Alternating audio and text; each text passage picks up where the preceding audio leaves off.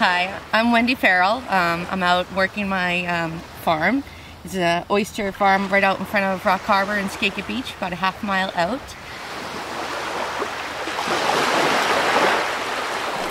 About 5 years ago, we heard that the town was offering up oyster grants out here. There was 5 of them. Our neighbor to my left right now, Stu Miller, he jumped on the first one. We got the second one. By the time we were done filling out the application, which was pretty lengthy, the other 3 left over were already applied for, and there was a wait list.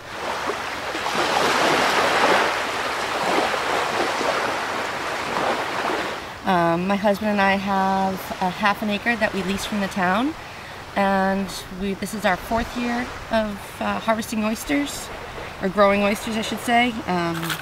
We started with 100,000 oysters. This one's about a year old, and when we first brought them out, they were the size of your thumbnail. So you can picture your thumbnail and 100,000 of them in a small little bag. And this right here is probably 300 oysters.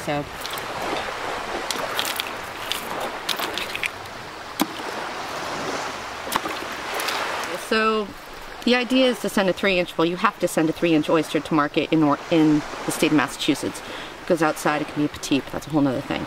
So this is 3 inches right here. This is a good solid 3 inches. There's some where there might be 3 inches, but see how it's just 3 inches because of this flake? This flakiness is the new growth, which is great, but it's not solid yet. It's not as good as this oyster. I have a good friend that's a wholesaler in Dennis, and if you look behind me you can see I have about 2 rows of trays. He had about that amount stolen from him last year. It didn't cost him anything, but they stole about $10,000 from him, which is not very nice. He's a father, he's got 2 kids, he employs 10 to 20 people, and luckily they caught the guy. How do you prevent it? I don't know. I don't know if you can. You just hope that karma hits home.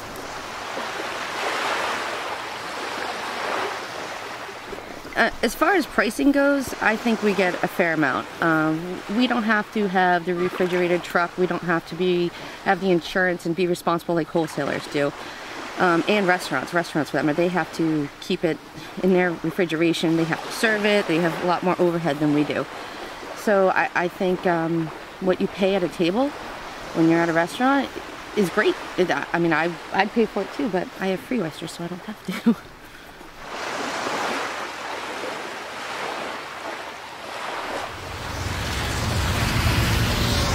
Michael Jasek. I'm the executive chef of Joe's Barley Neck Inn in East Orleans, Massachusetts, and today we'll be doing a quick demo on oyster shucking and plating. So we have our basic things right here. We have a deep bowl for ice, we have a plate to put the oysters on, and we have 6 beautiful Rock Creek oysters that are harvested in East Orleans at Rock Harbor.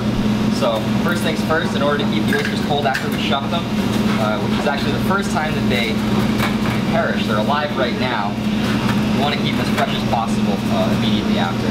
So getting the ice down is important. Chill this. So the most important thing about oysters is working clean and working fast. Making sure that they're not sitting around, not getting warm after you open them. It's pretty simple. There's 2 ways, well, more than 2 ways to do it, but the most common one is to put the tip of the oyster knife inside the joint right here. Go straight up until you hear a little pop. Clear the belly. And then you should be left with 2 sides, one relatively or totally clean, and then one right here. The second step is to flip it upside down and to unloose the muscle so you can slide it right down.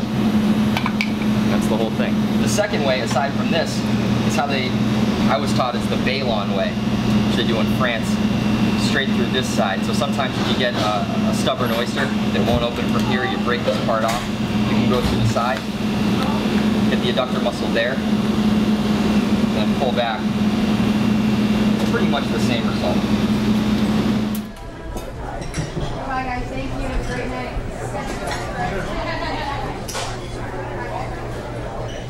Yeah,